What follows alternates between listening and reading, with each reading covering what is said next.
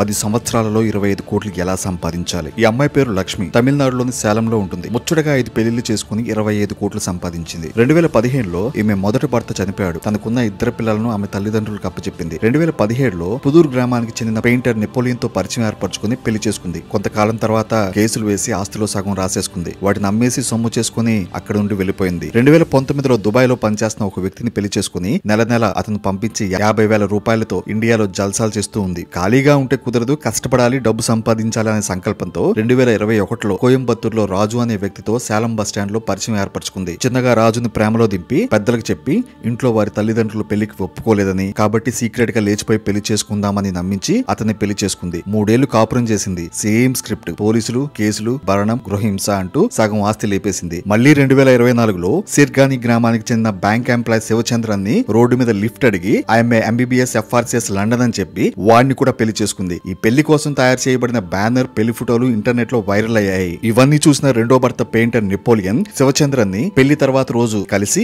అసలు మ్యాటర్ చెప్పాడు. మోసం చేసిందని గ్రహించిన శివచంద్రన్ సినిమాకి వెళ్దామని చెప్పి బైక్ ఎక్కించుకుని నేరుగా పోలీస్ స్టేషన్ కి తీసుకెళ్లాడు. స్టేషన్ లో అక్కడున్న స్టైల్లో విచారిస్తే 10 సంవత్సరాలలో 5 పెళ్లిళ్లు చేసుకుని 25 కోట్లు సంపాదించిందంట. ఆస్తులన్నీ అమ్మేసి ఆ డబ్బు మొత్తం ఆమె తల్లిదండ్రులకు ఇచ్చింది. 10 సంవత్సరాలు, పువ్వు అనే పెట్టుబడి, పెళ్లి అనే కాన్సెప్ట్, కోడితే 25 కోట్లు. విషయం ఏంటంటే దుబాయ్ లో పనిచేస్తూ నెలకి 50,000 పంపిస్తున్న వ్యక్తికి ఇంకా ఈ మ్యాటర్ తెలీదు. వీలైతే ఈ వీడియో షేర్ చేయండి.